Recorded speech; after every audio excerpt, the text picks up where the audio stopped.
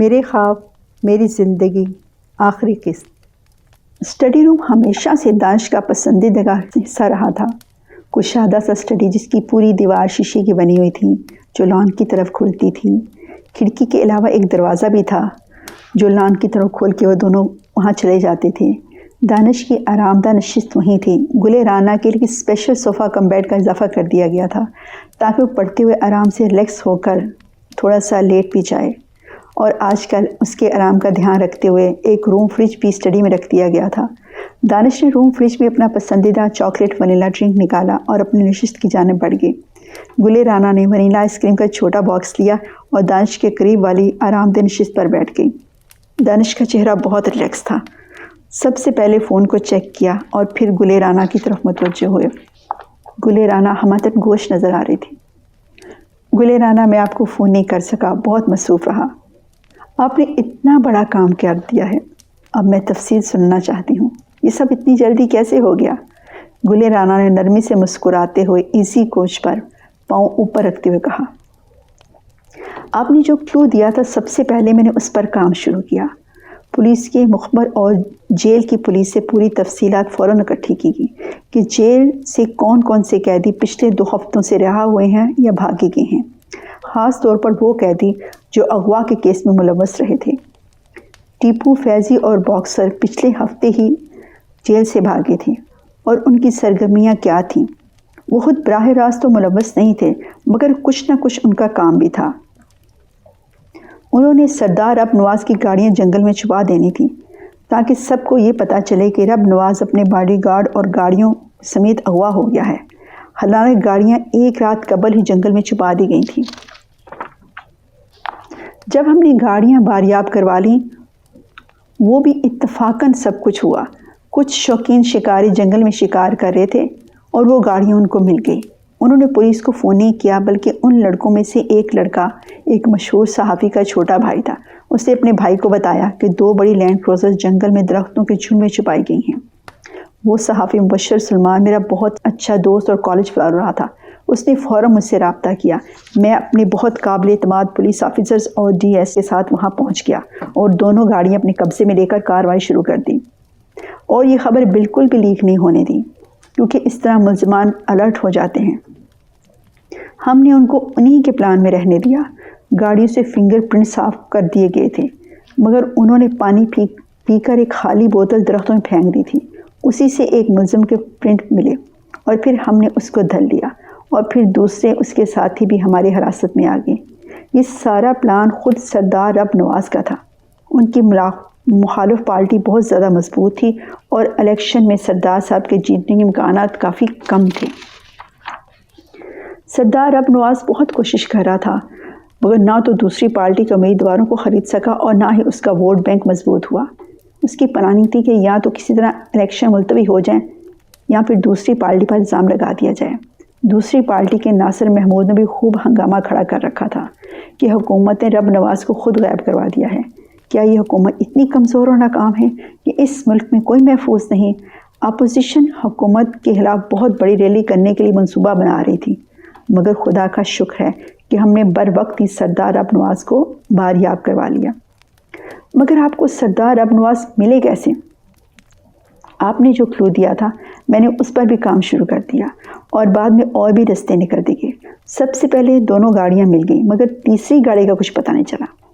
وہی گاڑی اصل میں سردار رب نواز کے استعمال میں رہتی تھی۔ باقی دونوں گاڑیوں پر باڈی گارڈز ہوتے تھے۔ ٹیپو اور فیضی کو پولیس نے بہت ہی چالاکی سے پکڑا۔ ان کو پتہ بھی نہیں چلا کہ ان کو کیوں پکڑا گیا ہے۔ وہ تو کچھ بھی نہ کر رہے تھے، ایک ریسٹورنٹ میں بیٹھے کھانا کھا رہے تھے۔ ہماری اپنی ایک مخبر لڑکی نے خود جان بوجھ کر ان کو چھیڑا اور پھر شور مچا دیا کہ یہ لڑکے مجھے تنگ کر رہے ہیں۔ ہمارے معاشرے میں ان کاموں میں لوگ بہت جذباتی ہو جاتے ہیں۔ عام طور پر ارد گرد کے لوگ ہی مارنے مرنے پر اتر آتے ہیں۔ یہی ہوا۔ اس لڑائی اور پبلک جگہ پر جھگڑے کرنے پر بہت سے لوگوں نے خام خواہ ان کو مارا اور ہم نے اور بہت سے لوگوں کو پکڑ لیا اور پھر ان دونوں کو الگ کر دیا۔ اس لیے یہ اتنی بڑی بات نہ بن سکی کیونکہ جن لوگوں نے یہ پلاننگ کی ان کو خبر بھی نہ ہو سکی کہ اصل معاملہ کیا ہے اور یہ لڑکے کیوں پکڑے گئے ہیں۔ بعد میں ٹیپو اور فیضی سے تفتیش کی گئی۔ عابد باکسر حراست میں لیا گیا، اس کو صرف 2 گاڑیوں کو چھپانے کی ذمہ داری کی تھی، اس کے علاوہ ان کو کچھ پتہ نہیں تھا۔ ان کو بعد میں پتہ چلا کہ یہ بہت بڑی سیاسی گیم ہے، ورنہ وہ تو اس کو چوری چکاری کا معاملہ سمجھ رہے تھے۔ اب کی بار دانش صاحب کے سیل فون پر میسیج ریسیو ہو رہا تھا اور اس کی ٹیون بجی۔ دانش صاحب نے فوراً میسیج چیک کیا۔ گلِ رانا بہت توجہ اور سکون سے ان کی پوری روداد سن رہی تھی۔ پھر کس طرح رب نواز کو پکڑا گیا۔ گلِ رانا کا سوال سن کر دانش کچھ دیر خاموش رہے۔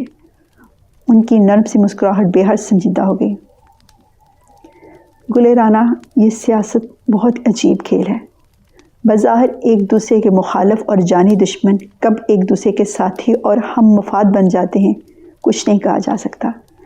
یہ اغوا کا سارا ڈرامہ ان دونوں سیاسی پارٹیوں کا اپنا ہی رچایا ہوا تھا۔ عوام کے سامنے ایک دوسرے پر الزام رکھتے ہیں اور اندر سے ایک ہیں۔ کرپشن ان کا اصل مقصد ہے، مل جل کر کھانا۔ گلِ رانا، آپ کو پتہ ہے ہمارے ملک میں ہمیشہ سے 2 بڑی پارٹی کی حکومت رہی ہے۔ ایسا لگتا رہا ہے کہ جیسے یہ پارٹیاں باری باری حکومت کرتی ہیں۔ ایک بار ایک سیاسی پارٹی آتی ہے اور پھر دوسری آ جاتی ہے، پھر پہلی باری لیتی ہے۔ باقی چھوٹی چھوٹی سیاسی جماعتیں تو کبھی ادھر اور کبھی ادھر۔ کچھ سیاسی چھوٹی جماعتیں کوشش کرتی ہیں کہ کسی طرح عوام کے لیے بہتر حکومت آئے، مگر بڑی جماعتیں ان کو مجبور کر کے یا پھر ختم کر کے اپنے ساتھ ضم کر لیتی ہیں۔ اب پہلی دفعہ اس طرح ہوا تھا کہ ایک نسبتاً نئی پارٹی کو حکومت ملی تھی۔ اس پارٹی نے بہت محنت کی ہے اور بہت سالوں کے انتظار کے بعد اس نئی پارٹی کو حکومت کرنے کا موقع ملا تھا۔ عوام بھی ان پرانی پارٹیوں سے بہت مایوس ہو چکے تھے اور کافی حد تک تنگ پڑ گئے تھے۔ اس لیے اس بار اس نئی پارٹی کو موقع دیا گیا ہے کہ شاید ملک کے حالات کچھ بہتر ہو جائیں۔ مانا اس نئی پارٹی میں بہت بڑے بڑے تجربہ کار سیاستدان نہیں، مگر ان کا لیڈر بہت ایماندار ہے۔ اس بات سے تو تمام پارٹیاں انکار نہیں کر سکتی، مگر یہ بات ان سے برداشت نہیں ہوتی۔ ساری زندگی حکومت میں رہ کر مفت عیش کرنے والوں کو بہت تکلیف کا سامنا ہے۔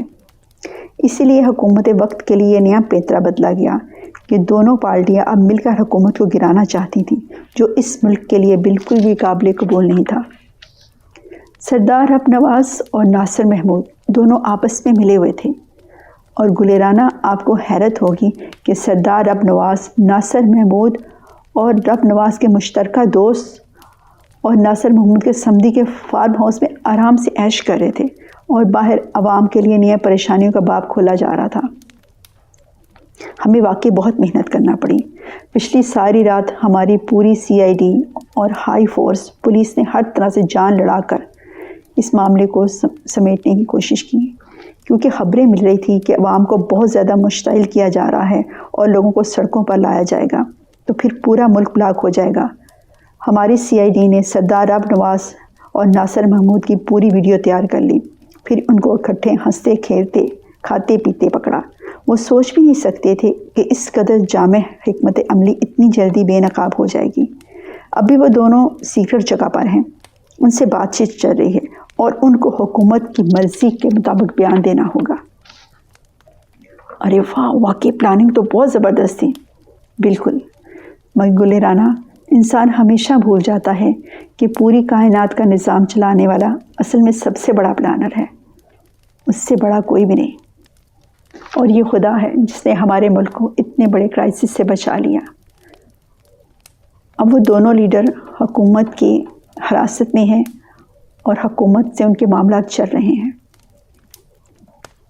اسی لیے بہت زیادہ محنت کرنی پڑی، لیکن رب العالمین کا احسان ہے کہ ہم ایک بہت بڑی مشکل سے بچ گئے۔ دانش کی آواز بہت ریلیکس لگ رہی تھی اور بہت مطمئن تھے۔ خدا کا شکر ہے، خدا نے آپ کو کامیاب کیا۔ بالکل، الحمدللہ۔ دانش صاحب کی آواز بھی تشکر سے بھرپور تھی۔ چلیے گلِ رانا، میں تھوڑا سا ریسٹ کر لوں، صبح بہت سے کام منتظر ہوں گے۔ دانش صاحب نے اٹھتے ہوئے کہا۔ جی بالکل، میرا تھوڑا سا کام باقی ہے، گلِ رانا نے اپنا لیپ ٹاپ کھولتے ہوئے کہا، مگر جلدی سو جائیے گا، صحت کا خیال ضروری ہے۔ اور گلِ رانا نے مسکراتے ہوئے سر ہلایا۔ دانش کے جانے کے بعد گلِ رانا نے اپنا وہ پروجیکٹ مکمل کیا جو ادھورا رہ گیا تھا۔ CSS کی ایگزام کے لیے گلِ رانا ہمیشہ کی طرح اس بار بھی بہت محنت کر رہی تھی، لگتا تھا محنت کرنا گل رانا کی ہابی ہے۔ جس طرح ہر کوئی اپنی کوئی نہ کوئی ہابی کام رکھتا ہے، اسی طرح گل رانا کا من پسند کام محنت کرنا تھا، کتابیں پڑھنا تھا، اور وہ بہت ریلیکس ہو جاتی۔ ویسے بھی کتابیں انسان کی سب سے بہترین دوست ہیں۔ صبح حسب معمول فجر کی نماز کے بعد گل رانا اور دانش صاحب لان میں چہل قدمی کر رہے تھے۔ رات کی پرسکون نیند کے ساتھ ساتھ دونوں بہت تازہ دم تھے۔ دن کے معمولات کے لیے صبح سویرے کا وقت بہت اہم ہوتا ہے، اور آج تو دانش صاحب کے ذمہ اور بہت سے کام تھے۔ دانش صاحب ناشتے کے بعد گل رانا کو اپنا بہت سا خیال رکھنا کہہ کر سرکاری گاڑی میں بیٹھ کر گھر سے روانہ ہو گئے۔ گل رانا بھی جس فیلڈ میں آنا چاہتی تھی، اس کے لیے بھی حکومت اور ملک کے بارے میں معلومات رکھنا بہت ضروری تھا۔ حسب معمول اخبار آ چکے تھے۔ گل رانا نے سب اخبارات میں سے ضروری کالم کو نوٹ کیا اور پھر نیٹ پر آج کے خاص موضوعات پر تحریریں نکالیں۔ سردار ابنواز کی بازیابی کی خبریں خوب گرم تھیں۔ ناصر محمود کی پارٹی اپنی چال نہ چل سکی۔ دونوں بڑی پارٹیوں نے کچھ اخبارات، کچھ ٹی وی چینل خرید رکھے تھے، اور وہ اس بات بہت کنفیوز تھے کہ حکومت کے خلاف کس طرح عوام کو ابھارا جائے۔ یہ حکومت بہت بہتر کام کرنے کی کوشش کر رہی تھی، مانا بھی حالات بہت بہتر نہیں تھے، مگر اتنے سالوں کی کرپشن اور بد نظامی کو اتنی جلدی ٹھیک نہیں کیا جا سکتا تھا۔ حکومت کوشش تو بہت کر رہی تھی، اور سب سے بڑی بات، حکومت کا ایماندار وزیر اعظم بالکل ہی گھبرانے والا نہیں تھا اور نہ ہی ہمت ہارنے والا تھا، اور اسی لیے وہ اپنی عوام سے کہتا تھا، گھبرانا بالکل بھی نہیں، خدا پہ یقین رکھو، یہ ملک انشاءاللہ بہت ترقی کرے گا۔ اپنے لیڈر کی ہمت دیکھ کر کافی وزیر بھی اب ہمت اور جرأت کر رہے تھے، اور یہ بہت بڑی بات تھی، اور عوام کی بھی کافی باشعور تعداد بھی ان کے ساتھ تھی۔ رات کو 8 بجے دانش صاحب آئے، اور آج وہ کافی مطمئن اور فریش لگ رہے تھے۔ حالانکہ آج کا سارا دن بہت کام تھا، مگر کام بہت اچھے طریقے سے ہوا تھا، بہت ہی مثبت نتائج نظر آ رہے تھے۔ اسی وجہ سے ایک پاکستانی ہونے کے ناطے دانش صاحب بھی بہت خوش تھے۔ پھر دانش صاحب نے گل رانا کو بہت تفصیل سے بتایا کہ اب سردار ابنواز اور ناصر محمود نے جو کھیل کھیلا ہے، اسی کی وجہ سے ملک کی اسٹیبلشمنٹ کی نظروں میں آگے ہیں، اور ان دونوں کو باقاعدہ وارننگ کیا گیا ہے کہ اگر ملک میں کسی طرح کبھی افراتفری پھیلائی گئی تو اس کے ذمہ دار وہ ہوں گے، اور ان کو ہرگز معاف نہیں کیا جائے گا۔ وہ الیکشن میں حصہ لیں، اپنی کمپین چلائیں، مگر ملک کے خلاف کوئی بھی قدم اٹھایا تو ان کی ساری حقیقت عوام کے سامنے بتا دی جائے گی۔ دونوں لیڈرز سردار ابنواز اور ناصر محمود دونوں کے پاس اس کے علاوہ کوئی چارہ نہیں کہ وہ الیکشن میں حصہ لیں۔ وہ اچھی طرح جان رہے ہیں کہ وہ جیت نہیں سکتے، کیونکہ وہ ہمیشہ بے ایمانی سے جیتنے کے عادی ہیں، اور اب یہ ممکن نہیں۔ ٹیپو اور فیضی اور عابد باکسر اور ان کے ساتھی ایک دفعہ پھر جیل میں۔ 3 سال بعد گل رانا نے CSS کی ایگزام میں 5ویں پوزیشن لی تھی، اور حکومت کی بہت بڑی پوسٹ پر فائز تھی۔ دانش کو بلا شبہ اپنی پیاری بیوی پر فخر تھا۔ دونوں کا بہت ہی پیارا سا بیٹا سلطان ان کی زندگی کا محور تھا۔ گل رانا اور دانش کے سامنے بہت روشن پاکستان تھا، جو پوری دنیا میں اپنا بہترین بلند مقام حاصل کر رہا تھا۔ دانش اور گل رانا نے اپنے مسکراتے ہوئے پاکستان کے ساتھ اپنی زندگی کا سفر شروع کیا، اور ان کے لیے آگے بہت کھلے راستے تھے۔ ان کا بیٹا، ان کا مستقبل، جس کو وہ بہترین انسان بنانا چاہتی تھی، تاکہ وہ پاکستان کے لیے قابل فخر پاکستانی بنے۔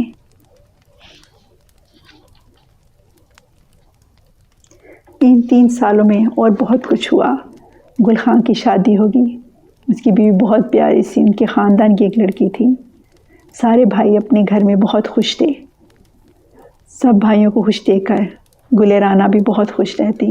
میکے سے ہمیشہ ٹھنڈی ہوا آتی جائے تو بچیاں اپنے گھر میں خوش رہتی ہیں، اور خدا نے اپنا خاص کرم گل رانا پہ کیا تھا۔ گل رانا نے کبھی کسی کا دل نہیں دکھایا تھا، کبھی کسی کے لیے برا نہیں سوچا تھا۔ اس کے سامنے اس کی زندگی کا ایک مقصد تھا، اور اپنے مقصد کو حاصل کرنے کے لیے وہ محنت کرتی تھی، اور ہمیشہ ایمانداری سے سب کام کرتی تھی۔ جو ایمانداری سے اپنا کام کرتا ہے، رب العالمین اس کے لیے رستہ کھول دیتا ہے، اور جس کے ساتھ رب العالمین ہو اس کو پھر کس کا ڈر۔